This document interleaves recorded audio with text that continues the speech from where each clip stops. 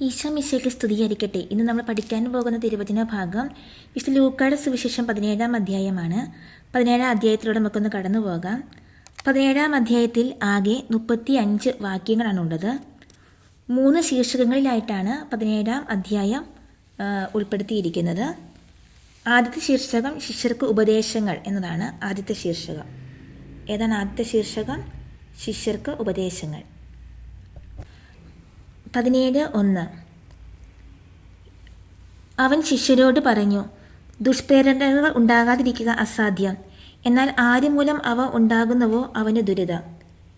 വിശുദ്ധ ലൂക്കായുടെ സുവിശേഷം 17:1 ഈശോ ആരോടാണ് സംസാരിക്കുന്നത്? വിശുദ്ധ ലൂക്കായുടെ സുവിശേഷം 17 അധ്യായം 1-ാം വാക്യത്തിൽ ഈശോ ശിഷ്യരോടാണ് സംസാരിക്കുന്നത്. അവൻ ശിഷ്യരോട് പറഞ്ഞു എന്നാണ് പറയുന്നത്. എന്തുണ്ടാകാതിരിക്കുക അസാധ്യം എന്നാണ് ഈ ശിഷ്യരോട് പറഞ്ഞത്? ദുഷ്പ്രേരണകൾ ഉണ്ടാകാതിരിക്കുക അസാധ്യം എന്നാണ് യേശു ശിഷ്യരോട് പറഞ്ഞത്. ദുഷ്പ്രേരണകൾ ഉണ്ടാകാതിരിക്കുക അസാധ്യം, എന്നാൽ ആര് മൂലം ഉണ്ടാകുന്നുവോ അവന് എന്താണ്? ദുഷ്പ്രേരണകൾ ഉണ്ടാകാതിരിക്കുക അസാധ്യം, എന്നാൽ ആര് മൂലം ഉണ്ടാകുന്നുവോ അവന് ദുരിതം എന്നാണ് പറഞ്ഞിരിക്കുന്നത്. 17:1 അവൻ ശിഷ്യരോട് പറഞ്ഞു, ദുഷ്പ്രേരണകൾ ഉണ്ടാകാതിരിക്കുക അസാധ്യം, എന്നാൽ ആര് മൂലം അവ ഉണ്ടാകുന്നുവോ അവന് ദുരിതം. 17:2 ഈ ചെറിയവരിൽ ഒരുവന് ദുഷ്പ്രേരണ നൽകുന്നതിനേക്കാൾ നല്ലത് കഴുത്തിൽ ഒരു തിരിക്കല്ല് കെട്ടി കടലിൽ എറിയപ്പെടുന്നതാണ്. ഈ ആരിൽ ഒരുവന് ദുഷ്പ്രേരണ നൽകുന്നതിനെ കുറിച്ചാണ് യേശു സംസാരിക്കുന്നത്. ഈ ചെറിയവരിൽ ഒരുവന് ദുഷ്പ്രേരണ നൽകുന്നതിനെക്കുറിച്ചാണ് യേശു സംസാരിക്കുന്നത്. ഈ ചെറിയവരിൽ ഒരുവന് ദുഷ്പ്രേരണ നൽകുന്നതിനേക്കാൾ നല്ലത് കഴുത്തിൽ എന്ത് കെട്ടി കടലിൽ എറിയപ്പെടുന്നതാണ്? ഈ ചെറിയവരിൽ ഒരുവന് ദുഷ്പ്രേരണ നൽകുന്നതിനേക്കാൾ നല്ലത് കഴുത്തിൽ തിരിക്കല്ല് കെട്ടി കടലിൽ എറിയപ്പെടുന്നതാണ്. 17:2 ഈ ചെറിയവരിൽ ഒരുവന് ദുഷ്പ്രേരണ നൽകുന്നതിനേക്കാൾ നല്ലത് കഴുത്തിൽ തിരിക്കല്ല് കെട്ടി കടലിൽ എറിയപ്പെടുന്നതാണ്. 17:3 നിങ്ങൾ ശ്രദ്ധയുള്ളവരായിരിക്കുവിൻ. നിന്റെ സഹോദരൻ തെറ്റ് ചെയ്താൽ അവനെ ശാസിക്കുക, പശ്ചാത്തപിച്ചാൽ അവനോട് ക്ഷമിക്കുക. നിങ്ങൾ എങ്ങനെയുള്ളവരായിരിക്കുവിൻ എന്നാണ് യേശു ശിഷ്യരോട് പറഞ്ഞത്? നിങ്ങൾ ശ്രദ്ധയുള്ളവരായിരിക്കുവിൻ എന്നാണ് ഈശോ ശിഷ്യരോട് പറഞ്ഞത്. നിങ്ങൾ ശ്രദ്ധയുള്ളവരായിരിക്കുവിൻ. നിന്റെ സഹോദരൻ തെറ്റ് ചെയ്താൽ അവനെ എന്ത് ചെയ്യുക എന്നാണ് യേശു ശിഷ്യരോട് പറഞ്ഞത്? നിന്റെ സഹോദരൻ തെറ്റ് ചെയ്താൽ അവനെ ശാസിക്കുക എന്നാണ് യേശു ശിഷ്യരോട് പറഞ്ഞത്. നിന്റെ സഹോദരൻ എന്ത് ചെയ്താൽ അവനോട് ക്ഷമിക്കുക എന്നാണ് യേശു ശിഷ്യരോട് പറഞ്ഞത്. നിന്റെ സഹോദരൻ തെറ്റ് ചെയ്ത് അവനെ ശാസിക്കുക, പശ്ചാത്തപിച്ചാൽ അവനോട് ക്ഷമിക്കുക എന്നാണ് യേശു ശിഷ്യരോട് പറഞ്ഞത്. 17:3 നിങ്ങൾ ശ്രദ്ധയുള്ളവരായിരിക്കുവിൻ. നിന്റെ സഹോദരൻ തെറ്റ് ചെയ്താൽ അവനെ ശാസിക്കുക, പശ്ചാത്തപിച്ചാൽ അവനോട് ക്ഷമിക്കുക എന്നാണ് യേശു ശിഷ്യരോട് പറയുന്നത്. 17:4 ദിവസത്തിൽ 7 പ്രാവശ്യം അവൻ നിനക്കെതിരായി പാപം ചെയ്യുകയും 7 പ്രാവശ്യം തിരിച്ചു വന്ന് ഞാൻ പശ്ചാത്തപിക്കുന്നു എന്ന് പറയുകയും ചെയ്താൽ നീ അവനോട് ക്ഷമിക്കണം. സഹോദരൻ ദിവസത്തിൽ എത്ര പ്രാവശ്യം പാപം ചെയ്യുന്നതിനെക്കുറിച്ചാണ് യേശു ശിഷ്യരോട് പറഞ്ഞത്? സഹോദരൻ ദിവസത്തിൽ 7 പ്രാവശ്യം പാപം ചെയ്യുന്നതിനെക്കുറിച്ചാണ് യേശു ശിഷ്യരോട് പറഞ്ഞത്. ഞാൻ പശ്ചാത്തപിക്കുന്നു എന്ന് ആര് നിന്നോട് പറഞ്ഞാൽ അവനോട് ക്ഷമിക്കണം എന്നാണ് യേശു ശിഷ്യരോട് പറഞ്ഞത്. ഞാൻ പശ്ചാത്തപിക്കുന്നു എന്ന് സഹോദരൻ നിന്നോട് പറഞ്ഞാൽ അവനോട് ക്ഷമിക്കണം എന്നാണ് യേശു ശിഷ്യരോട് പറയുന്നത്. ദിവസത്തിൽ 7 പ്രാവശ്യം അവൻ നിനക്കെതിരെ പാപം ചെയ്യുകയും എത്ര പ്രാവശ്യം തിരിച്ചു വന്ന് ഞാൻ പശ്ചാത്തപിക്കുന്നു എന്ന് പറയുകയും ചെയ്താൽ ആണ് നീ അവനോട് ക്ഷമിക്കേണ്ടത്. ദിവസത്തിൽ 7 പ്രാവശ്യം അവൻ നിനക്കെതിരെ പാപം ചെയ്യുകയും 7 പ്രാവശ്യം തിരിച്ചു വന്ന് ഞാൻ പശ്ചാത്തപിക്കുന്നു എന്ന് പറയുകയും ചെയ്താൽ നീ അവനോട് ക്ഷമിക്കണം എന്നാണ് യേശു ശിഷ്യരോട് പറയുന്നത്. ദിവസത്തിൽ 7 പ്രാവശ്യം അവൻ നിനക്കെതിരെ തെറ്റ് ചെയ്യുകയും പാപം ചെയ്യുകയും 7 പ്രാവശ്യം തിരിച്ചു വന്ന് ഞാൻ പശ്ചാത്തപിക്കുന്നു എന്ന് പറഞ്ഞാൽ അവനോട് ക്ഷമിക്കണം എന്നാണ് യേശു പറയുന്നത്. 17:4 ദിവസത്തിൽ 7 പ്രാവശ്യം അവൻ നിനക്കെതിരെ പാപം ചെയ്യുകയും 7 പ്രാവശ്യം തിരിച്ചു വന്ന് ഞാൻ പശ്ചാത്തപിക്കുന്നു എന്ന് പറയുകയും ചെയ്താൽ നീ അവനോട് ക്ഷമിക്കണം. 17:5 അപ്പോൾ അപ്പോസ്തലന്മാർ കർത്താവിനോട് പറഞ്ഞു, കർത്താവേ, ഞങ്ങളുടെ വിശ്വാസം വർദ്ധിപ്പിക്കണമേ. ലൂക്ക 17:5 ആരോടാണ് സംസാരിക്കുന്നത്? ലൂക്ക 17:5 അപ്പോസ്തലന്മാർ കർത്താവിനോടാണ് സംസാരിക്കുന്നത്. ഞങ്ങളുടെ എന്ത് വർദ്ധിപ്പിക്കണമേ എന്നാണ് അപ്പോസ്തലന്മാർ കർത്താവിനോട് പറഞ്ഞത്? ഞങ്ങളുടെ വിശ്വാസം വർദ്ധിപ്പിക്കണമേ എന്നാണ് അപ്പോസ്തലന്മാർ കർത്താവിനോട് പറഞ്ഞത്. ഞങ്ങളുടെ വിശ്വാസം വർദ്ധിപ്പിക്കണമേ എന്ന്. 17:5 അപ്പോൾ അപ്പോസ്തലന്മാർ കർത്താവിനോട് പറഞ്ഞു, ഞങ്ങളുടെ വിശ്വാസം വർദ്ധിപ്പിക്കണമേ. 17:6 കർത്താവ് പറഞ്ഞു, നിങ്ങൾക്ക് ഒരു കടുകുമണിയോളം വിശ്വാസമുണ്ടെങ്കിൽ ഈ സിക്കമിൻ വൃക്ഷത്തോട് ചൂടോടെ ഇളകി കടലിൽ ചെന്ന് വേരുറയ്ക്കുക എന്ന് പറഞ്ഞാൽ അത് നിങ്ങളെ അനുസരിക്കും. എത്രമാത്രം നിങ്ങൾക്ക് വിശ്വാസമുണ്ടെങ്കിൽ എന്നാണ് കർത്താവ് ശിഷ്യരോട് പറഞ്ഞത്. ഒരു കടുക് മണിയോളം നിങ്ങൾക്ക് വിശ്വാസമുണ്ടെങ്കിൽ എന്നാണ് കർത്താവ് ശിഷ്യരോട് പറഞ്ഞത്. ഏത് വൃക്ഷത്തോട് ചുവടോടെ ഇളകി കടലിൽ ചെന്ന് വീടിറക്കുക എന്ന് പറയാനാണ് ഈ ശിഷ്യന്മാരോട് പറയുന്നത്? സിക്കമീൻ വൃക്ഷത്തോട് ചുവടോടെ ഇളകി കടലിൽ ചെന്ന് വീടിറക്കുക എന്ന് പറയുവാനാണ് യേശു ശിഷ്യന്മാരോട് പറയുന്നത്. ഈ സിക്കമീൻ വൃക്ഷത്തോട് ചുവടോടെ ഇളകി കടലിൽ ചെന്ന് വീടിറക്കുക എന്ന് പറഞ്ഞാൽ അത് നിങ്ങൾ എന്ത് ചെയ്യും എന്നാണ് കർത്താവ് ശിഷ്യരോട് പറഞ്ഞത്? ഈ സിക്കമീൻ വൃക്ഷത്തോട് ചുവടോടെ ഇളകി കടലിൽ ചെന്ന് വീടിറക്കുക എന്ന് പറഞ്ഞാൽ അത് നിങ്ങളെ അനുസരിക്കും എന്നാണ് കർത്താവ് ശിഷ്യന്മാരോട് പറഞ്ഞത്. 17:6 കർത്താവ് പറഞ്ഞു, നിങ്ങൾക്ക് ഒരു കടുകുമണിയോളം വിശ്വാസമുണ്ടെങ്കിൽ ഈ സിക്കമീൻ വൃക്ഷത്തോട് ചുവടോടെ ഇളകി കടലിൽ ചെന്ന് വേരുറയ്ക്കുക എന്ന് പറഞ്ഞാൽ അത് നിങ്ങളെ അനുസരിക്കും. 17:7 നിങ്ങളുടെ ഒരു ഭൃത്യൻ ഉരുകുകയോ ആട് മേയ്ക്കുകയോ ചെയ്തിട്ട് വയലിൽ നിന്ന് തിരിച്ചു വരുമ്പോൾ അവനോട് നീ ഉടനെ വന്ന് ഭക്ഷണത്തിലിരിക്കുക എന്ന് നിങ്ങളിൽ ആരെങ്കിലും പറയുമോ? ആരെക്കുറിച്ചാണ് വിശുദ്ധ ലൂക്കാ സുവിശേഷകൻ 7-ാം വാക്യത്തിൽ പറയുന്നത്? ഭൃത്യനെക്കുറിച്ചാണ് വിശുദ്ധ ലൂക്കാ സുവിശേഷകൻ 7-ാം വാക്യത്തിൽ പറയുന്നത്. ഒരു ഭൃത്യനെക്കുറിച്ചാണ് ലൂക്കാ സുവിശേഷകൻ 7-ാം വാക്യത്തിൽ പറയുന്നത്. നിങ്ങളുടെ ഒരു ഭൃത്യൻ ഉരുകുകയോ ആട് മേയ്ക്കുകയോ ചെയ്തിട്ട് എവിടെ നിന്ന് തിരിച്ചു വരുന്നതിനെക്കുറിച്ചാണ് യേശു സംസാരിക്കുന്നത്. നിങ്ങളുടെ ഒരു ഭൃത്യൻ ഉരുകുകയോ ആട് മേയ്ക്കുകയോ ചെയ്തിട്ട് വയലിൽ നിന്ന് തിരിച്ചു വരുന്നതിനെക്കുറിച്ചാണ് യേശു സംസാരിക്കുന്നത്. വയലിൽ നിന്ന് തിരിച്ചു വരുന്നതിനെക്കുറിച്ച്. വയലിൽ നിന്ന് തിരിച്ചു വരുന്ന ഭൃത്യനോട് നീ ഉടനെ എന്തു ചെയ്യുക എന്ന് നിങ്ങളിൽ ആരെങ്കിലും പറയുമോ എന്നാണ് യേശു ചോദിക്കുന്നത്. വയലിൽ നിന്ന് തിരിച്ചു വന്ന ഭൃത്യനോട് നീ ഉടനെ ഭക്ഷണത്തിനിരിക്കുക എന്ന് നിങ്ങൾ ആരെങ്കിലും പറയുമോ എന്നാണ് യേശു ചോദിക്കുന്നത്. 17:7 നിങ്ങളുടെ ഒരു ഭൃത്യൻ ഉരുകുകയോ ആട് മേയ്ക്കുകയോ ചെയ്തിട്ട് വയലിൽ നിന്ന് തിരിച്ചു വരുമ്പോൾ അവനോട് നീ ഉടനെ വന്ന് ഭക്ഷണത്തിനിരിക്കുക എന്ന് നിങ്ങളിൽ ആരെങ്കിലും പറയുമോ? 17:8 എനിക്ക് ഭക്ഷണം തയ്യാറാക്കുക, ഞാൻ ഭക്ഷിക്കുകയും പാനം ചെയ്യുകയും ചെയ്യുന്നത് വരെ അരമുറുക്കി എന്നെ പരിചരിക്കുക, അതിനുശേഷം നിനക്ക് തിന്നുകയും കുടിക്കുകയും ചെയ്യാം എന്നല്ലേ നിങ്ങൾ പറയുക. എനിക്ക് എന്ത് തയ്യാറാക്കുക എന്ന് നിങ്ങൾ ഭൃത്യനോട് പറയും എന്നാണ് യേശു പറയുന്നത്. എനിക്ക് ഭക്ഷണം തയ്യാറാക്കുക എന്ന് നിങ്ങൾ ഭൃത്യനോട് പറയും എന്നാണ് യേശു പറയുന്നത്. ഞാൻ ഭക്ഷിക്കുകയും മറ്റെന്തും ചെയ്യുകയും ചെയ്യുന്നത് വരെ അരമുറുക്കി എന്നെ പരിചരിക്കുക എന്ന് നിങ്ങൾ പറയും എന്നാണ് യേശു ശിഷ്യരോട് പറയുന്നത്. ഞാൻ ഭക്ഷിക്കുകയും പാനം ചെയ്യുകയും ചെയ്യുന്നത് വരെ അരമുറുക്കി എന്നെ പരിചരിക്കുക എന്ന് നിങ്ങൾ പറയും എന്നാണ് യേശു ശിഷ്യന്മാരോട് പറയുന്നത്. അതിനുശേഷം നിനക്ക് തിന്നുകയും കുടിക്കുകയും ചെയ്യാം. ആരോട് പറയുന്നതായിട്ടാണ് യേശു പറയുന്ന വാക്കുകൾ? അതിനുശേഷം നിനക്ക് തിന്നുകയും കുടിക്കുകയും ചെയ്യാം എന്ന് പറയുന്നത് നിങ്ങൾ അല്ലെങ്കിൽ ശിഷ്യർ തങ്ങളുടെ ഭൃത്യനോട് പറയും എന്നാണ് യേശു ശിഷ്യന്മാരോട് പറയുന്നത്. 17:8 എനിക്ക് ഭക്ഷണം തയ്യാറാക്കുക, ഞാൻ ഭക്ഷിക്കുകയും പാനം ചെയ്യുകയും ചെയ്യുന്നത് വരെ അരമുറുക്കി എന്നെ പരിചരിക്കുക, അതിനുശേഷം നിനക്ക് തിന്നുകയും കുടിക്കുകയും ചെയ്യാം എന്നല്ലേ നിങ്ങൾ പറയുക. 17:9 കൽപ്പിക്കപ്പെട്ടത് ചെയ്തതുകൊണ്ട് ദാസനോട് നിങ്ങൾ നന്ദി പറയുമോ? നിങ്ങൾ ആരോട് നന്ദി പറയുമോ എന്നാണ് യേശു ശിഷ്യരോട് 9-ാം വാക്യത്തിൽ ചോദിക്കുന്നത്. നിങ്ങൾ ദാസനോട് നന്ദി പറയുമോ എന്നാണ് യേശു ശിഷ്യരോട് 9-ാം വാക്യത്തിൽ ചോദിക്കുന്നത്. നിങ്ങൾ ദാസനോട് നന്ദി പറയുമോ എന്നാണ്. 17:9 കൽപ്പിക്കപ്പെട്ടത് ചെയ്തതുകൊണ്ട് ദാസനോട് നിങ്ങൾ നന്ദി പറയുമോ? കൽപ്പിക്കപ്പെട്ടത് ചെയ്തതുകൊണ്ട് ദാസനോട് നിങ്ങൾ നന്ദി പറയുമോ എന്നാണ് യേശു 17-ാം അധ്യായം 9-ാം വാക്യത്തിൽ ചോദിക്കുന്നത്. എന്ത് ചെയ്തതുകൊണ്ട് ദാസനോട് നിങ്ങൾ നന്ദി പറയുമോ എന്നാണ് യേശു ശിഷ്യന്മാരോട് ചോദിക്കുന്നത്. കൽപ്പിക്കപ്പെട്ടത് ചെയ്തതുകൊണ്ട് ദാസനോട് നിങ്ങൾ നന്ദി പറയുമോ എന്നാണ് ചോദിക്കുന്നത്. 17:9 കൽപ്പിക്കപ്പെട്ടത് ചെയ്തതുകൊണ്ട് ദാസനോട് നിങ്ങൾ നന്ദി പറയുമോ? 17:10 ഇതുപോലെ തന്നെ നിങ്ങളും കൽപ്പിക്കപ്പെട്ടവയെല്ലാം ചെയ്തതിന് ശേഷം ഞങ്ങൾ പ്രയോജനമില്ലാത്ത ദാസന്മാരാണ്, കടമ നിർവഹിച്ചതേ ഉള്ളൂ എന്ന് പറയുവിൻ. ഇതുപോലെ തന്നെ നിങ്ങളും കൽപ്പിക്കപ്പെട്ടവയെല്ലാം ചെയ്തതിന് ശേഷം ഞങ്ങൾ എപ്രകാരമുള്ള ദാസന്മാരാണെന്ന് പറയുവിൻ എന്നാണ് യേശു ശിഷ്യരോട് പറയുന്നത്. ഇതുപോലെ തന്നെ നിങ്ങളും കൽപ്പിക്കപ്പെട്ടവയെല്ലാം ചെയ്തതിന് ശേഷം ഞങ്ങൾ പ്രയോജനമില്ലാത്ത ദാസന്മാരാണെന്ന് പറയുവിൻ എന്നാണ് യേശു ശിഷ്യന്മാരോട് പറയുന്നത്. ഞങ്ങൾ പ്രയോജനമില്ലാത്ത ദാസന്മാരാണ്, എന്തു നിർവഹിച്ചതേ ഉള്ളൂ എന്ന് പറയുവിൻ എന്നാണ് 10-ാം വാക്യത്തിൽ പറയുന്നത്. ഞങ്ങൾ പ്രയോജനമില്ലാത്ത ദാസന്മാരാണ്, കടമ നിർവഹിച്ചതേ ഉള്ളൂ എന്ന് പറയുവിൻ എന്നാണ് 10-ാം വാക്യത്തിൽ പറയുന്നത്. 17:10 ഇതുപോലെ തന്നെ നിങ്ങളും കൽപ്പിക്കപ്പെട്ടവയെല്ലാം ചെയ്തതിന് ശേഷം ഞങ്ങൾ പ്രയോജനമില്ലാത്ത ദാസന്മാരാണ്, കടമ നിർവഹിച്ചതേ ഉള്ളൂ എന്ന് പറയുവിൻ. ഇത്രയുമാണ് ആദ്യത്തെ ശീർഷകത്തിന് കീഴിൽ വരുന്ന ഭാഗങ്ങൾ. ഇത്രയും ഭാഗം നമുക്ക് ഒന്നും കൂടി ഒന്ന് വായിച്ച് ഹൃദിസ്ഥമാക്കാം.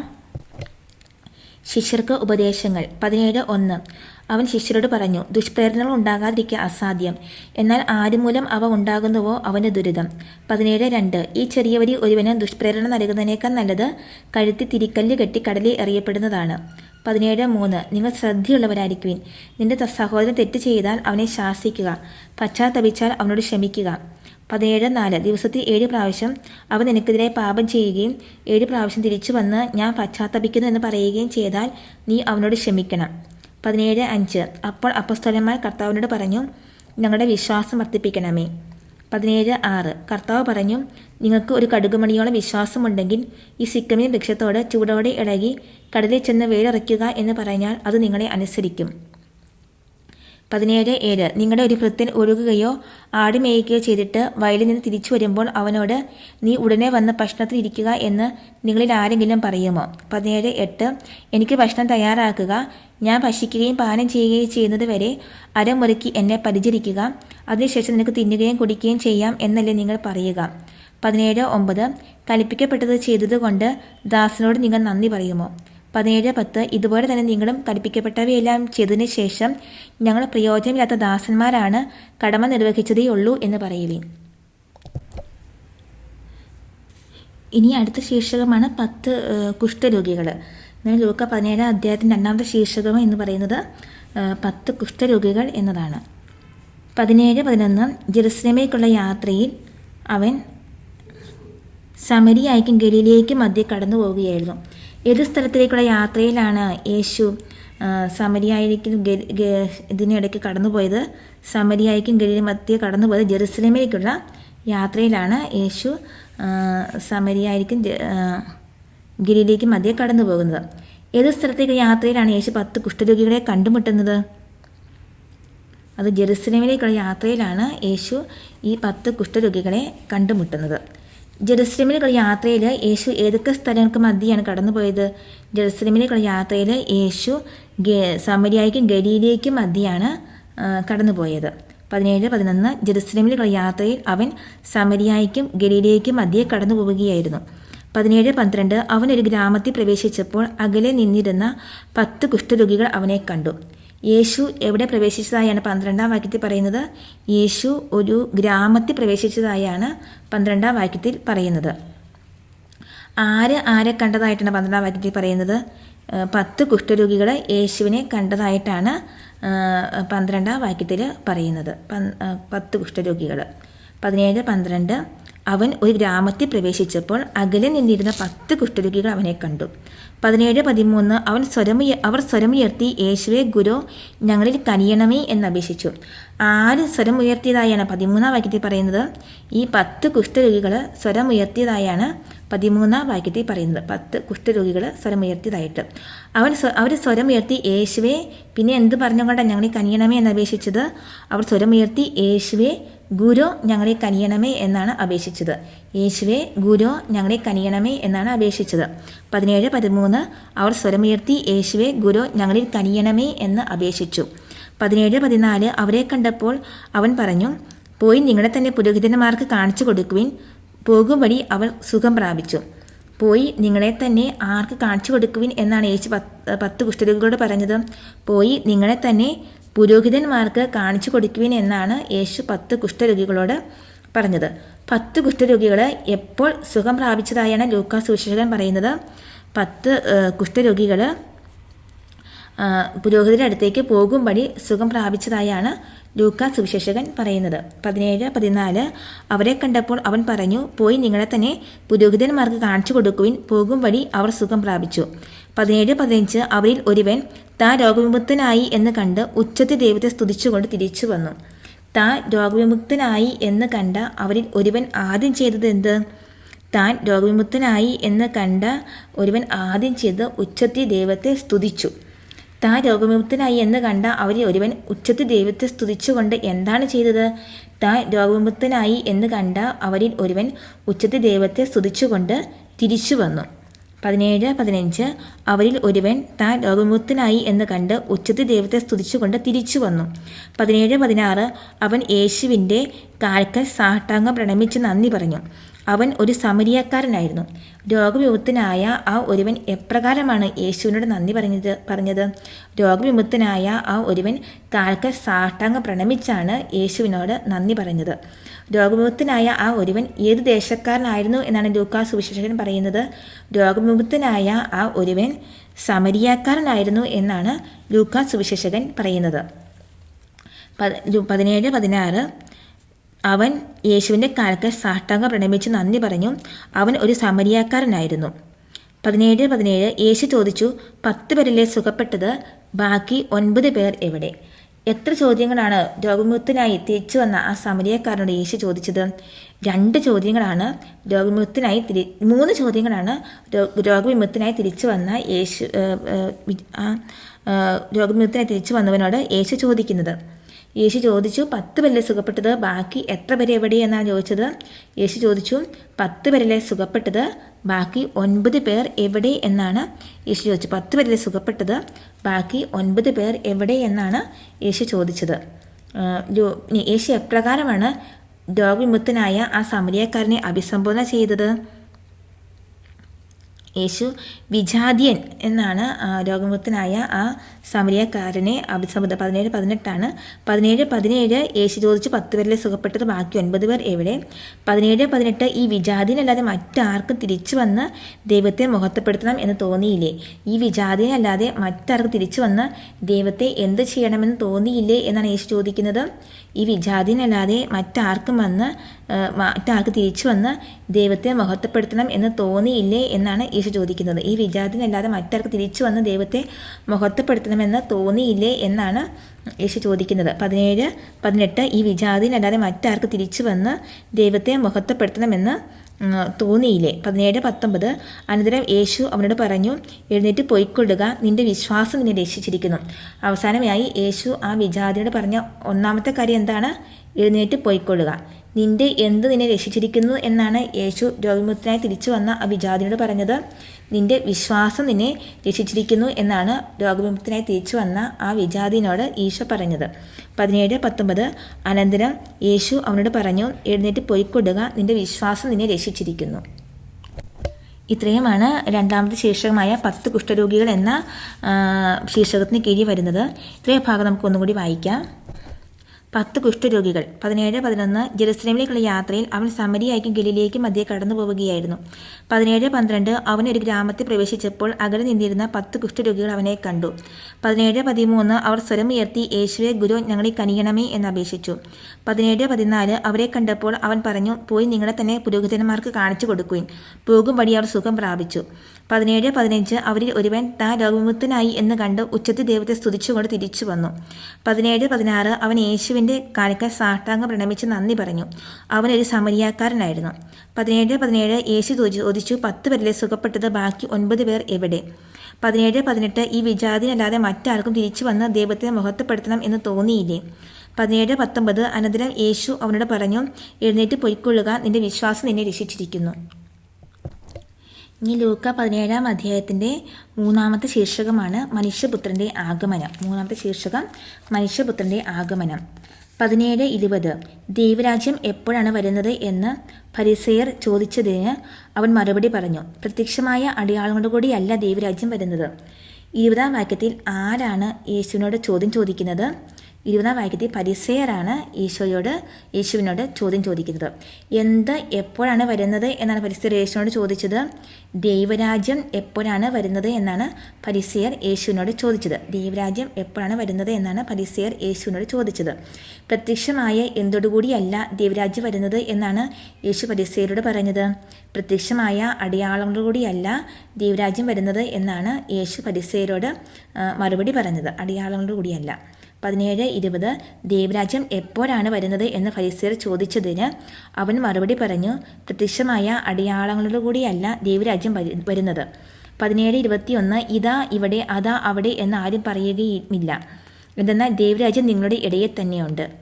ദൈവരാജ്യത്തെക്കുറിച്ച് ആരും പറയുകയില്ലാത്തതായി യേശു പറയുന്ന കാര്യങ്ങൾ എന്താ? ദൈവരാജ്യത്തെക്കുറിച്ച് ഇതാ ഇവിടെ, അതാ അവിടെ എന്ന് ആരും പറയുകയില്ലാത്തതായി യേശു പറയുന്നത്. ദൈവരാജ്യം എവിടെയാണെന്നാണ് യേശു പറയുന്നത്? ദൈവരാജ്യം നിങ്ങളുടെ ഇടയിൽ തന്നെ ഉണ്ട് എന്നാണ് യേശു പറയുന്നത്. ദൈവരാജ്യം നിങ്ങളുടെ ഇടയിൽ തന്നെ ഉണ്ട് എന്നാണ് യേശു പറയുന്നത്. 17:21 ഇതാ ഇവിടെ, അതാ അവിടെ എന്ന് ആരും പറയുകയുമില്ല, എന്തെന്നാൽ ദൈവരാജ്യം നിങ്ങളുടെ ഇടയിൽ തന്നെയുണ്ട്. 17:22 അവൻ ശിഷ്യരോട് പറഞ്ഞു, മനുഷ്യപുത്രൻ്റെ ദിവസങ്ങളിൽ ഒന്ന് കാണാൻ നിങ്ങൾ ആഗ്രഹിക്കുന്ന സമയം വരും, എന്നാൽ നിങ്ങൾ കാണുകയില്ല.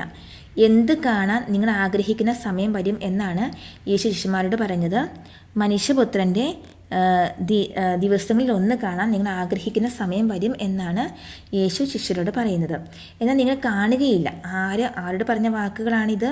എന്നാൽ നിങ്ങൾ കാണുകയില്ല എന്ന് പറഞ്ഞത് യേശു ശിഷ്യരോട് പറഞ്ഞ വാക്കുകളാണ് ഇത്. 17 അധ്യായം 22 വാക്യത്തിൽ 17:22 അവൻ ശിഷ്യരോട് പറഞ്ഞു, മനുഷ്യപുത്രൻ്റെ ദിവസങ്ങളിൽ ഒന്ന് കാണാൻ നിങ്ങൾ ആഗ്രഹിക്കുന്ന സമയം വരും, എന്നാൽ നിങ്ങൾ കാണുകയില്ല. 17:23 അതാ അവിടെ ഇതാ ഇവിടെ എന്ന് അവർ നിങ്ങളോട് പറയും, നിങ്ങൾ പോകരുത്, അവരെ നിങ്ങൾ അനുഗമിക്കുകയും വരുത്. അവർ നിങ്ങളോട് പറയുമെന്ന് യേശു ശിഷ്യരോട് പറയുന്ന വാക്യങ്ങൾ ഏതാ? അതാ അവിടെ ഇതാ ഇവിടെ എന്ന് അവർ നിങ്ങളോട് പറയും എന്നാണ് യേശു ശിഷ്യരോട് പറയുന്നത്. നിങ്ങൾ പോകരുത്, അവരെ നിങ്ങൾ എന്ത് ചെയ്യരുത് എന്നാണ് യേശു ശിഷ്യരോട് പറയുന്നത്? നിങ്ങൾ പോകരുത്, അവരെ നിങ്ങൾ അനുഗമിക്കുകയും വരുത് എന്നാണ് യേശു ശിഷ്യന്മാരോട് പറയുന്നത്. 17:23 അവൻ അതാ അവിടെ ഇതാ ഇവിടെ എന്ന് അവർ നിങ്ങളോട് പറയും, നിങ്ങൾ പോകരുത്, അവരെ നിങ്ങൾ അനുഗമിക്കുകയും വരുത്. 17:24 ആകാശത്തിൻ്റെ ഒരറ്റത്ത് നിന്ന് മറ്ററ്റത്തേക്ക് പായുന്ന മിന്നൽ പിണർ പ്രകാശിക്കുന്നത് പോലെയായിരിക്കും തൻ്റെ ദിവസത്തെ മനുഷ്യപുത്രന്. ആകാശത്തിൻ്റെ ഒരറ്റത്ത് നിന്ന് മറ്ററ്റത്തേക്ക് പായുന്ന ഏത് പ്രതിഭാസത്തെക്കുറിച്ചാണ് യേശു പറയുന്നത്? ആകാശത്തിൻ്റെ ഒരറ്റത്ത് നിന്ന് മറ്ററ്റത്തേക്ക് പായുന്ന മിന്നൽ പിണറിനെക്കുറിച്ചാണ് യേശു പറയുന്നത്. ആകാശത്തിൻ്റെ ഒരറ്റത്ത് നിന്ന് മറ്ററ്റത്തേക്ക് പായുന്ന മിന്നൽ പിണർ പ്രകാശിക്കുന്നത് പോലെയായിരിക്കും തൻ്റെ ദിവസത്തിൽ ആകാശത്തിൻ്റെ ഒരറ്റത്തു നിന്ന് മറ്ററ്റത്തേക്ക് പായുന്ന മിന്നൽ പിണർ പ്രകാശിക്കുന്നത് പോലെയായിരിക്കും തൻ്റെ ദിവസത്തിൽ മനുഷ്യപുത്രനും എന്നാണ് യേശു പറയുന്നത്. 17:24 ആകാശത്തിൻ്റെ ഒരറ്റത്തു നിന്ന് മറ്ററ്റത്തേക്ക് പായുന്ന മിന്നൽ പിണർ പ്രകാശിക്കുന്നത് പോലെയായിരിക്കും തൻ്റെ ദിവസത്തിൽ മനുഷ്യപുത്രന്. 17:25 എന്നാൽ ആദ്യമേ അവൻ വളരെ കഷ്ടതകൾ സഹിക്കുകയും ഈ തലമുറയാൽ ഉപേക്ഷിക്കപ്പെടുകയും ചെയ്യേണ്ടിയിരിക്കുന്നു. മനുഷ്യപുത്രൻ ആദ്യമേ എന്ത് സഹിക്കേണ്ടിയിരിക്കുന്നു എന്നാണ് ഈശോ പറയുന്നത്? മനുഷ്യപുത്രൻ ആദ്യമേ വളരെ കഷ്ടതകൾ സഹിക്കേണ്ടിയിരിക്കുന്നു എന്നാണ് യേശു പറയുന്നത്. മനുഷ്യപുത്രൻ ആരാൽ ഉപേക്ഷിക്കപ്പെടുകയും ചെയ്യേണ്ടിയിരിക്കുന്നു എന്നാണ് യേശു പറയുന്നത്? മനുഷ്യപുത്രൻ ഈ തലമുറയാൽ ഉപേക്ഷിക്കപ്പെടുകയും ചെയ്യേണ്ടിയിരിക്കുന്നു എന്നാണ് യേശു പറയുന്നത്. 17:25 എന്നാൽ ആദ്യമേ അവൻ വളരെ കഷ്ടതകൾ സഹിക്കുകയും ഈ തലമുറയാൽ ഉപേക്ഷിക്കപ്പെടുകയും ചെയ്യേണ്ടിയിരിക്കുന്നു. 17:26 നോഹയുടെ ദിവസങ്ങളിൽ സംഭവിച്ചത് എങ്ങനെയോ അങ്ങനെയായിരിക്കും മനുഷ്യപുത്രൻ്റെ ദിവസങ്ങളിലും. ആരുടെ ദിവസങ്ങളിൽ സംഭവിച്ചത് എങ്ങനെയോ അങ്ങനെയായിരിക്കും മനുഷ്യപുത്രൻ ദിവസത്തിലും എന്നാണ് യേശു പറയുന്നത്. നോഹയുടെ ദിവസങ്ങളിൽ സംഭവിച്ചത് എങ്ങനെയോ അങ്ങനെയായിരിക്കും മനുഷ്യപുത്രൻ്റെ ദിവസങ്ങളിലും എന്നാണ് യേശു പറയുന്നത്. നോഹയുടെ ദിവസങ്ങളിൽ നോഹ 17:26 നോഹയുടെ ദിവസങ്ങളിൽ സംഭവിച്ചത് എങ്ങനെയോ അങ്ങനെയായിരിക്കും മനുഷ്യപുത്രൻ്റെ ദിവസങ്ങളിലും. 17:27 നോഹ പെട്ടകത്തിൽ പ്രവേശിക്കുകയും ജലപ്രളയം വന്ന് സകലം നശിപ്പിക്കുകയും ചെയ്തതുവരെ അവർ തിന്നും കുടിച്ചും വിവാഹം ചെയ്തു കൊടുത്തും കഴിഞ്ഞിരുന്നു. നോഹ പെട്ടകത്തിൽ പ്രവേശിക്കുകയും എന്ത് വന്ന് സകലത് നശിപ്പിക്കുകയും ചെയ്യുന്നതായാണ് യേശു പറയുന്നത്. നോഹ പെട്ടകത്തിൽ പ്രവേശിക്കുകയും ജലപ്രളയം വന്ന് സകലത് നശിപ്പിക്കുകയും ചെയ്യുന്നത് വരെ ആണ് യേശു പറയുന്നത്. ജലപ്രളയം വന്ന് സകലത് നശിപ്പിക്കുന്നത് വരെ നോഹയുടെ കാലത്തുണ്ടായിരുന്നവർ എന്തെല്ലാം ചെയ്തതായാണ് യേശു പറയുന്നത്? ജലപ്രളയം വന്ന് സകലത് നശിപ്പിക്കുന്നത് വരെ നോഹയുടെ കാലത്തുണ്ടായിരുന്നവർ എന്തൊക്കെ ചെയ്തു? അവർ തിന്നും കുടിച്ചും വിവാഹം ചെയ്തു കൊടുത്തും ജീവിച്ചു എന്നാണ് യേശു പറയുന്നത്. 17:27 നോഹ പെട്ടകത്തിൽ പ്രവേശിക്കുകയും ജലപ്രളയം വന്ന് സകലത് നശിപ്പിക്കുകയും ചെയ്തതുവരെ അവർ തിന്നും കുടിച്ചും വിവാഹം ചെയ്തു കൊടുത്തും കഴിഞ്ഞിരുന്നു. 17:28 ലോത്തിൻ്റെ നാടുകളിലും അങ്ങനെ തന്നെയായിരുന്നു. അവർ തിന്നുകയും കുടിക്കുകയും വാങ്ങുകയും വിൽക്കുകയും നടുകയും വീട് പണിയുകയും ചെയ്തുകൊണ്ടിരുന്നു. ആരുടെ നാടുകളിലും അങ്ങനെ തന്നെയായിരുന്നു എന്നാണ് യേശു പറയുന്നത്? ലോത്തിൻ്റെ നാടുകളിലും അങ്ങനെ തന്നെയായിരുന്നു എന്നാണ് യേശു പറയുന്നത്. ലോത്തിൻ്റെ നാടുകളിൽ അങ്ങനെ തന്നെയായിരുന്നു എന്നാണ് യേശു പറയുന്നത്. 17:28 പറയുന്നത് ലോത്തിൻ്റെ നാടുകളിലും അങ്ങനെ തന്നെയായിരുന്നു. ലോത്തിൻ്റെ നാടുകളിൽ ആളുകൾ എന്തൊക്കെ ചെയ്തിരുന്നതായിട്ടാണ് യേശു പറയുന്നത്? ലോത്തിൻ്റെ നാടുകളിൽ ആളുകൾ തിന്നുകയും കുടിക്കുകയും വാങ്ങുകയും വിൽക്കുകയും നടുകയും വീട് പണിയുകയും ചെയ്തതായിട്ടാണ് യേശു പറയുന്നത്. തിന്നുന്നു, കുടിക്കുന്നു, വാങ്ങുന്നു, വിൽക്കുന്നു, നടുന്നു, വീട് പണി 6 കാര്യങ്ങളാണ് ഉള്ളത്. 6 കാര്യങ്ങൾ ചെയ്തതായിട്ടാണ് യേശു പറയുന്നത്. 17:28 ലോത്തിൻ്റെ നാടുകളിലും അങ്ങനെ തന്നെയായിരുന്നു. അവർ തിന്നുകയും കുടിക്കുകയും വാങ്ങുകയും വിൽക്കുകയും നടുകയും വീട് പണിയുകയും ചെയ്തുകൊണ്ടിരുന്നു. 17:29 പക്ഷേ ലോത്ത് സോദോമിൽ നിന്ന് ഓടിപ്പോയ ദിവസം സ്വർഗത്തിൽ നിന്ന് തീയും ഗന്ധകവും പെയ്ത് അവരെയെല്ലാം നശിപ്പിച്ചു. ലോത്ത് എവിടെ നിന്ന് ഓടിപ്പോയ ദിവസത്തെക്കുറിച്ചാണ് യേശു സംസാരിക്കുന്നത്? ലോത്ത് സോതോമിൽ നിന്ന് ഓടിപ്പോയ ദിവസത്തെക്കുറിച്ചാണ് യേശു സംസാരിക്കുന്നത്. ലോത്ത് സോതോമിൽ നിന്ന് ഓടിപ്പോയ ദിവസം സ്വർഗത്തിൽ നിന്ന് എന്ത് പെയ്ത് അവരെ നശിപ്പിച്ചതായാണ് യേശു പറയുന്നത്.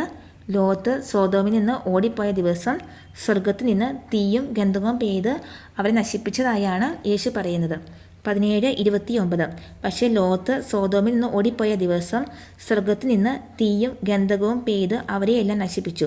17:30. ഇപ്രകാരം തന്നെയായിരിക്കും മനുഷ്യപുത്രൻ വെളിപ്പെടുന്ന ദിവസത്തിലും. ഇപ്രകാരം തന്നെയായിരിക്കും മനുഷ്യപുത്രൻ എന്ത് ചെയ്യുന്ന ദിവസത്തിലാണ്? ഇപ്രകാരം തന്നെയായിരിക്കും മനുഷ്യപുത്രൻ വെളിപ്പെടുന്ന ദിവസത്തിലും. ഇപ്രകാരം തന്നെയായിരിക്കും മനുഷ്യപുത്രൻ വെളിപ്പെടുന്ന ദിവസങ്ങളിലും. 17:30. ഇപ്രകാരം തന്നെയായിരിക്കും മനുഷ്യപുത്രൻ വെളിപ്പെടുന്ന ദിവസത്തിലും. 17:31. ആ ദിവസം പുരമുകളിൽ ആയിരിക്കുന്നവൻ വീടിനകത്തുള്ള തൻ്റെ സാധനങ്ങൾ എടുക്കാൻ താഴേക്ക് ഇറങ്ങിപ്പോകരുത്. അതുപോലെ തന്നെ വയലിലായിരിക്കുന്നവനും പിന്നിലുള്ളവയേക്ക് തിരിയരുത്. ആ ദിവസം എവിടെയായിരിക്കുന്നവൻ വീടിനകത്തുള്ള തൻ്റെ സാധനങ്ങൾ എടുക്കാൻ താഴേക്ക് പോകരുത് എന്നാണ് യേശു പറയുന്നത്. ആ ദിവസം പുരമുകളിലായിരിക്കുന്നവൻ വീടിനകത്തുള്ള തൻ്റെ സാധനം എടുക്കാൻ താഴേക്ക് പോകരുത് എന്നാണ് യേശു പറയുന്നത്. എവിടെയായിരിക്കുന്നവൻ പിന്നിലുള്ളവയിലേക്ക് തിരിയരുത് എന്നാണ് യേശു പറയുന്നത്. വയലിലായിരിക്കുന്നവന് പിന്നിലുള്ളവരിലേക്ക് തിരിയരുത് എന്നാണ് യേശു പറയുന്നത്. വയലിലായിരിക്കുന്നവൻ പിന്നിലുള്ളവരിലേക്ക് തിരിയരുത് എന്ന്. 17:31. ആ ദിവസം പുരമുകളിലായിരിക്കുന്നവൻ വീടിനകത്തുള്ള തൻ്റെ സാധനം എടുക്കാൻ താഴേക്കിറങ്ങി പോകരുത്. അതുപോലെ തന്നെ വയലിലായിരിക്കുന്നവൻ പിന്നിലുള്ളവരിലേക്ക് തിരിയരുത്. 17:32. ലോത്തിൻ്റെ ഭാര്യയ്ക്ക് സംഭവിച്ചത് ഓർമ്മിക്കുക. ആർക്ക് സംഭവിച്ചത് ഓർമ്മിക്കുക എന്നാണ് 32-ാം വാക്യത്തിൽ പറയുന്നത്. ലോത്തിൻ്റെ ഭാര്യയ്ക്ക് സംഭവിച്ചത് ഓർമ്മിക്കുക എന്നാണ് 32-ാം വാക്യത്തിൽ പറയുന്നത്. 17:32 പറയുന്നത്. 17:32. ലോത്തിൻ്റെ ഭാര്യയ്ക്ക് സംഭവിച്ചത് ഓർമ്മിക്കുക. 17:33. തൻ്റെ ജീവൻ നിലനിർത്താൻ പരിശ്രമിക്കുന്നവൻ അത് നഷ്ടപ്പെടുത്തും, എന്നാൽ തൻ്റെ ജീവൻ നഷ്ടപ്പെടുത്തുന്നവൻ അത് നിലനിർത്തും. തൻ്റെ ജീവൻ എന്തിന് പരിശ്രമിക്കുന്നവൻ അത് നഷ്ടപ്പെടുത്തും എന്നാണ് യേശു പറയുന്നത്. തൻ്റെ ജീവൻ നിലനിർത്താൻ പരിശ്രമിക്കുന്നവൻ അത് നഷ്ടപ്പെടുത്തും എന്നാണ് യേശു പറയുന്നത്. തൻ്റെ ജീവൻ നിലനിർത്താൻ പരിശ്രമിക്കുന്നവൻ നഷ്ടപ്പെടുത്തും, എന്നാൽ തൻ്റെ ജീവൻ എന്ത് ചെയ്യുന്നവൻ അത് നിലനിർത്തും എന്നാണ് യേശു പറയുന്നത്. എന്നാൽ തൻ്റെ ജീവൻ നഷ്ടപ്പെടുത്തുന്നവൻ അത് നിലനിർത്തും എന്നാണ് യേശു പറയുന്നത്. ഇത് സമയത്തെക്കുറിച്ച് 17:33. തൻ്റെ ജീവൻ നിലനിർത്താൻ പരിശ്രമിക്കുന്നവൻ അത് നഷ്ടപ്പെടുത്തും, എന്നാൽ തൻ്റെ ജീവൻ നഷ്ടപ്പെടുത്തുന്നവൻ അത് നിലനിർത്തും. 17:34. ഞാൻ നിങ്ങളോട് പറയുന്നു, അന്ന് രാത്രി ഒരു കട്ടിലിൽ 2 പേരുണ്ടായിരിക്കും, ഒരാൾ എടുക്കപ്പെടും, മറ്റേ അവശേഷിക്കും. ഏത് സമയത്തെക്കുറിച്ചാണ് യേശു 34-ാം വാക്യം സൂചിപ്പിക്കുന്നത്? യേശു 34-ാം, അതായത് അന്ന് രാത്രി, ആ രാത്രി എന്നാൽ മനുഷ്യപുത്രൻ്റെ ആഗമന ദിവസമായ രാത്രിയെക്കുറിച്ചാണ് യേശു 34-ാം വാക്യത്തിൽ സൂചിപ്പിക്കുന്നത്. അന്ന് രാത്രി എവിടെ 2 പേരുണ്ടായിരിക്കുമെന്നാണ് യേശു പറയുന്നത്. അന്ന് രാത്രി ഒരു കട്ടിലിൽ 2 പേരുണ്ടായിരിക്കും എന്നാണ് യേശു പറയുന്നത്. ഒരാൾ എടുക്കപ്പെടും, മറ്റയാൾ എന്ത് ചെയ്യും? ഒരാൾ എടുക്കപ്പെടും, മറ്റേയാൾ അവശേഷിക്കും എന്നാണ് യേശു പറയുന്നത്. ഒരാൾ എടുക്കപ്പെടും, മറ്റേയാൾ അവശേഷിക്കും എന്നാണ് യേശു പറയുന്നത്. 17:34. ഞാൻ നിങ്ങളോട് പറയുന്നു, അന്ന് രാത്രി ഒരു കട്ടിൽ 2 പേരുണ്ടായിരിക്കും, ഒരാൾ എടുക്കപ്പെടും, മറ്റേയാൾ അവശേഷിക്കും. പിന്നെ പറയുകയാണ് 17:35. 2 സ്ത്രീകൾ ഒരുമിച്ച് ധാന്യം പൊടിച്ചുകൊണ്ടിരിക്കും, ഒരുവൾ എടുക്കപ്പെടും, മറ്റവൾ അവശേഷിക്കും. കർത്താവേ, എവിടേക്ക് എന്ന് അവർ ചോദിച്ചു. അവൻ പറഞ്ഞു, ശവം എവിടെയോ അവിടെ കഴുകന്മാർ വന്നുകൂടും. 2 സ്ത്രീകൾ ഒരുമിച്ച് എന്ത് ചെയ്തുകൊണ്ടിരിക്കും എന്നാണ് യേശു പറയുന്നത്. 2 സ്ത്രീകൾ ഒരുമിച്ച് ധാന്യം പൊടിച്ചുകൊണ്ടിരിക്കുമായിരിക്കും എന്നാണ് യേശു പറയുന്നത്. ധാന്യം പൊടിച്ചു, 2 സ്ത്രീകൾ ധാന്യം പൊടിച്ചുകൊണ്ടിരിക്കുകയായിരിക്കും. ഒരുവൾ എന്ത് ചെയ്യും? മറ്റവൾ അവശേഷിക്കും. ഒരുവൾ എടുക്കപ്പെടും, മറ്റേയാൾ അവശേഷിക്കും എന്ന് പറയുന്നു. ഒരുവൾ എടുക്കപ്പെടും, ധാന്യം പൊടിച്ചുകൊണ്ടിരിക്കുന്ന 2 സ്ത്രീകളിൽ ഒരുവൾ എടുക്കപ്പെടും, മറ്റവൾ അവശേഷിക്കും. കർത്താവെ, എവിടേക്ക്? ആരോട് ചോദിച്ച ചോദ്യമാണ് ഇത്? കർത്താവ് എവിടേക്ക് എന്ന് ചോദിച്ചത് ശിഷ്യർ യേശുവിനോടാണ്. ശിഷ്യർ യേശുവിനോട് ചോദിച്ച ചോദ്യമാണ്, കർത്താവെ എവിടേക്ക്? അവൻ പറഞ്ഞു, ശവം എവിടെയോ അവിടെ ആര് വന്നുകൂടും? അവൻ പറഞ്ഞു, ശവം എവിടെയോ അവിടെ കഴുകന്മാർ വന്നുകൂടും. ശവം എവിടെയോ അവിടെ കഴുകന്മാർ വന്നുകൂടും. 17:35. 2 സ്ത്രീകൾ ഒരുമിച്ച് ധാന്യം പൊടിച്ചുകൊണ്ടിരിക്കും, ഒരുവൾ എടുക്കപ്പെടും, മറ്റവൾ അവശേഷിക്കും. കർത്താവെ എവിടേക്ക് എന്നവർ ചോദിച്ചു. അവൻ പറഞ്ഞു, ശവം എവിടെയോ അവിടെ കഴുകന്മാർ വന്നുകൂടും. ഇത്രയുമാണ് മനുഷ്യപുത്രൻ്റെ ആഗമനം എന്ന ശീർഷകത്തിന് കീഴിൽ വരുന്നത്. ഈ ഭാഗം നമുക്ക് ഒന്നുകൂടി വായിക്കാം. മനുഷ്യപുത്രൻ്റെ ആഗമനം. 17:20. ദൈവരാജ്യം എപ്പോഴാണ് വരുന്നത് എന്ന് പരിസയർ ചോദിച്ചതിന് അവൻ മറുപടി പറഞ്ഞു, പ്രത്യക്ഷമായ അടയാളങ്ങളോടുകൂടിയല്ല ദൈവരാജ്യം വരുന്നത്. 17:21. ഇതാ ഇവിടെ, അതാ അവിടെ എന്നാരും പറയുകയുമില്ല, എന്തെന്നാൽ ദൈവരാജ്യം നിങ്ങളുടെ ഇടയിൽ തന്നെയുണ്ട്. 17:22. അവൻ ശിഷ്യരോട് പറഞ്ഞു, മനുഷ്യപുത്ര ദിവസങ്ങളൊന്ന് കാണാൻ നിങ്ങൾ ആഗ്രഹിക്കുന്ന സമയം വരും, എന്നാൽ നിങ്ങൾ കാണുകയില്ല. 17:23. അതാ അവിടെ, ഇതാ ഇവിടെ എന്ന് അവർ നിങ്ങളോട് പറയും, നിങ്ങൾ പോകരുത്, അവരെ നിങ്ങൾ അനുഗമിക്കുകയും അരുത്. 17:24. ആകാശത്തിൻ്റെ ഒരറ്റത്ത് നിന്ന് മറ്ററ്റത്തേക്ക് പായുന്ന മിന്നൽപ്പിണർ പ്രകാശിക്കുന്നത് പോലെയായിരിക്കും തൻ്റെ ദിവസത്തിൽ മനുഷ്യപുത്രന്. 17:25 എന്നാൽ ആദ്യമേ അവൻ വളരെ കഷ്ടതകൾ സഹിക്കുകയും ഈ തലമുറയിൽ ഉപേക്ഷിക്കപ്പെടുകയും ചെയ്യേണ്ടിയിരിക്കുന്നു. 17:26 നോഹയുടെ ദിവസങ്ങളിൽ സംഭവിച്ചത് എങ്ങനെയോ അങ്ങനെയായിരിക്കും മനുഷ്യപുത്രൻ്റെ ദിവസങ്ങളിലും. 17:27 നോഹ പെട്ടകത്തിൽ പ്രവേശിക്കുകയും ജലപ്രളയം വന്ന് സകലം നശിപ്പിക്കുകയും ചെയ്തതുവരെ അവ തിന്നും കുടിച്ചും വിവാഹം ചെയ്തു കൊടുത്തും കഴിഞ്ഞിരുന്നു. 17:28 ലോത്തിന്റെ നാടുകളിലും അങ്ങനെ തന്നെയായിരുന്നു. അവർ തിന്നുകയും കുടിക്കുകയും വാങ്ങുകയും വിൽക്കുകയും നടുകയും വീട് പണിയുകയും ചെയ്തുകൊണ്ടിരുന്നു. 17:29 പക്ഷെ ലോത്ത് സൊദോമിൽ നിന്ന് ഓടിപ്പോയ ദിവസം സ്വർഗത്തിൽ നിന്ന് തീയും ഗന്ധകവും പെയ്ത് അവരെയെല്ലാം നശിപ്പിച്ചു. 17:30 ഇപ്രകാരം തന്നെയായിരിക്കും മനുഷ്യപുത്രൻ വെളിപ്പെടുന്ന ദിവസത്തിലും. 17:31 ആ ദിവസം പുരമകളിലായിരിക്കുന്നവൻ വീട്ടിനകത്തുള്ള തൻ്റെ സാധനങ്ങൾ എടുക്കാൻ താഴേക്കിറങ്ങി പോകരുത്. അതുപോലെ തന്നെ വയലിലായിരിക്കുന്നവനും പിന്നീടുള്ളവയിലേക്ക് തിരിയരുത്. 17:32 ലോത്തിന്റെ ഭാര്യയ്ക്ക് സംഭവിച്ചത് ഓർമ്മിക്കുക. 17:33 തൻ്റെ ജീവൻ നിലനിർത്താൻ പരിശ്രമിക്കുന്നവൻ അത് നഷ്ടപ്പെടുത്തും, എന്നാൽ തൻ്റെ ജീവൻ നഷ്ടപ്പെടുത്തുന്നവൻ അത് നിലനിർത്തും. 17:34 ഞാൻ നിങ്ങളോട് പറയുന്നു, അന്ന് രാത്രി ഒരു കട്ടിലിൽ 2 പേരുണ്ടായിരിക്കും, ഒരാൾ എടുക്കപ്പെടും, മറ്റയാൾ അവശേഷിക്കും. 17:35 2 സ്ത്രീകൾ ഒരുമിച്ച് ധാന്യം പൊടിച്ചുകൊണ്ടിരിക്കും, ഒരുവൾ എടുക്കപ്പെടും, മറ്റയാൾ അവശേഷിക്കും. കർത്താവെ എവിടേക്ക് എന്നവർ ചോദിച്ചു. അവൻ പറഞ്ഞു, ശവം എവിടെയോ അവിടെ കഴുകന്മാർ വന്നുകൂടും. ഇനി നമുക്ക് 17-ാം അധ്യായം 1 മുതലുള്ള വാക്യങ്ങൾ ഒന്നുകൂടി ഒന്ന് വായിക്കാം. ശിഷ്യർക്ക് ഉപദേശങ്ങൾ. 17:1 അവൻ ശിഷ്യരോട് പറഞ്ഞു, ദുഷ്പ്രേരണകൾ ഉണ്ടാകാതിരിക്കുക അസാധ്യം, എന്നാൽ ആരുമൂലം അവ ഉണ്ടാകുന്നുവോ അവന് ദുരിതം. 17:2 ഈ ചെറിയവരിൽ ഒരുവന് ദുഷ്പ്രേരണ നൽകുന്നതിനേക്കാൾ നല്ലത് കഴുത്തി തിരിക്കല്ല് കെട്ടി കടലിൽ എറിയപ്പെടുന്നതാണ്. 17:3 നിങ്ങൾ ശ്രദ്ധയുള്ളവരായിരിക്കുവിൻ. നിന്റെ സഹോദരൻ തെറ്റ് ചെയ്താൽ അവനെ ശാസിക്കുക, പശ്ചാത്തപിച്ചാൽ അവനോട് ക്ഷമിക്കുക. 17:4 ദിവസത്തിൽ 7 പ്രാവശ്യം അവൻ നിനക്കെതിരെ പാപം ചെയ്യുകയും 7 പ്രാവശ്യം തിരിച്ചു വന്ന് ഞാൻ പശ്ചാത്തപിക്കുന്നു എന്ന് പറയുകയും ചെയ്താൽ നീ അവനോട് ക്ഷമിക്കണം.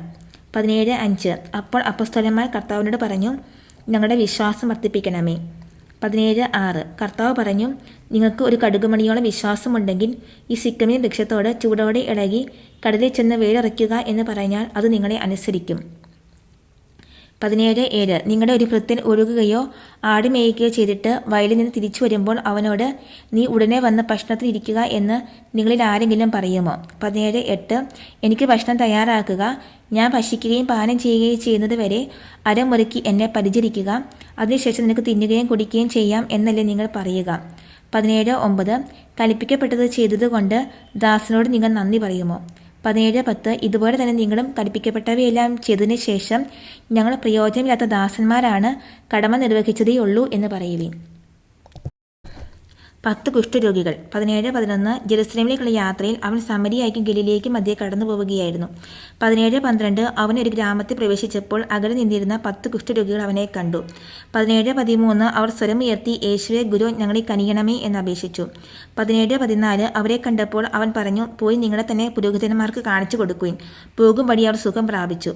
17:15 അവരിൽ ഒരുവൻ താൻ രോഗവിമുക്തനായി എന്ന് കണ്ട് ഉച്ചത്തിൽ ദൈവത്തെ സ്തുതിച്ചുകൊണ്ട് തിരിച്ചു വന്നു. 17:16 അവൻ യേശുവിൻ്റെ കാണിക്കാൻ സാഷ്ടാംഗം പ്രണമിച്ച് നന്ദി പറഞ്ഞു. അവനൊരു സമരിയാക്കാരനായിരുന്നു. 17:17 യേശു ചോദിച്ചു, 10 പേരിലെ സുഖപ്പെട്ടത്, ബാക്കി 9 പേർ എവിടെ? 17:18 ഈ വിജാതിനല്ലാതെ മറ്റാർക്കും തിരിച്ചു വന്ന് ദൈവത്തെ മഹത്വപ്പെടുത്തണം എന്ന് തോന്നിയില്ലേ? 17:19 അനന്തരം യേശു അവനോട് പറഞ്ഞു, എഴുന്നേറ്റ് പൊയ്ക്കൊള്ളുക, നിന്റെ വിശ്വാസം നിന്നെ രക്ഷിച്ചിരിക്കുന്നു. മനുഷ്യപുത്രൻ്റെ ആഗമനം. 17:20 ദൈവരാജ്യം എപ്പോഴാണ് വരുന്നത് എന്ന് ഫരിസേയർ ചോദിച്ചതിന് അവൻ മറുപടി പറഞ്ഞു, പ്രത്യക്ഷമായ അടയാളങ്ങളോടുകൂടിയല്ല ദൈവരാജ്യം വരുന്നത്. 17:21 ഇതാ ഇവിടെ അതാ അവിടെ എന്നാരും പറയുകയുമില്ല, എന്തെന്നാൽ ദൈവരാജ്യം നിങ്ങളുടെ ഇടയിൽ തന്നെയുണ്ട്. 17:22 അവൻ ശിഷ്യരോട് പറഞ്ഞു, മനുഷ്യപുത്ര ദിവസങ്ങളൊന്ന് കാണാൻ നിങ്ങൾ ആഗ്രഹിക്കുന്ന സമയം വരും, എന്നാൽ നിങ്ങൾ കാണുകയില്ല. 17:23 അതാ അവിടെ ഇതാ ഇവിടെ എന്ന് അവർ നിങ്ങളോട് പറയും, നിങ്ങൾ പോകരുത്, അവരെ നിങ്ങൾ അനുഗമിക്കുകയും അരുത്. 17:24 ആകാശത്തിൻ്റെ ഒരറ്റത്ത് നിന്ന് മറ്ററ്റത്തേക്ക് പായുന്ന മിന്നൽപ്പിണർ പ്രകാശിക്കുന്നത് പോലെയായിരിക്കും തൻ്റെ ദിവസത്തിൽ മനുഷ്യപുത്രന്. 17:25 എന്നാൽ ആദ്യമേ അവൻ വളരെ കഷ്ടതകൾ സഹിക്കുകയും ഈ തലമുറയിൽ ഉപേക്ഷിക്കപ്പെടുകയും ചെയ്യേണ്ടിയിരിക്കുന്നു. 17:26 നോഹയുടെ ദിവസങ്ങളിൽ സംഭവിച്ചത് എങ്ങനെയോ അങ്ങനെയായിരിക്കും മനുഷ്യപുത്രൻ്റെ ദിവസങ്ങളിലും. 17:27 നോഹ പെട്ടകത്തിൽ പ്രവേശിക്കുകയും ജലപ്രളയം വന്ന് സകലം നശിപ്പിക്കുകയും ചെയ്തതുവരെ അവ തിന്നും കുടിച്ചും വിവാഹം ചെയ്തു കൊടുത്തും കഴിഞ്ഞിരുന്നു. 17:28 ലോത്തിന്റെ നാടുകളിലും അങ്ങനെ തന്നെയായിരുന്നു. അവർ തിന്നുകയും കുടിക്കുകയും വാങ്ങുകയും വിൽക്കുകയും നടുകയും വീട് പണിയുകയും ചെയ്തുകൊണ്ടിരുന്നു. 17:29 പക്ഷെ ലോത്ത് സൊദോമിൽ നിന്ന് ഓടിപ്പോയ ദിവസം സ്വർഗത്തിൽ നിന്ന് തീയും ഗന്ധകവും പെയ്ത് അവരെയെല്ലാം നശിപ്പിച്ചു. 17:30 ഇപ്രകാരം തന്നെയായിരിക്കും മനുഷ്യപുത്രൻ വെളിപ്പെടുന്ന ദിവസത്തിലും. 17:31 ആ ദിവസം പുരമുകളിലായിരിക്കുന്നവൻ വീട്ടിനകത്തുള്ള തൻ്റെ സാധനങ്ങൾ എടുക്കാൻ താഴേക്കിറങ്ങി പോകരുത്. അതുപോലെ തന്നെ വയലിലായിരിക്കുന്നവനും പിന്നീടുള്ളവയിലേക്ക് തിരിയരുത്. 17:32 ലോത്തിന്റെ ഭാര്യയ്ക്ക് സംഭവിച്ചത് ഓർമ്മിക്കുക.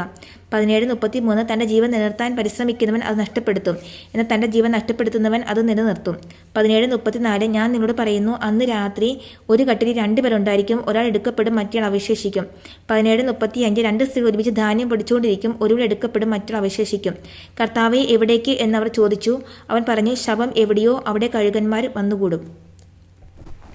ഇത്രയുമാണ് 17-ാം അധ്യായത്തിലുള്ളത്. എല്ലാവരും ഒരിക്കൽ കൂടി വചനം വായിച്ച് ഹൃദയസ്ഥമാക്കുക. ദൈവം അനുഗ്രഹിക്കട്ടെ. എല്ലാവർക്കും നന്ദി.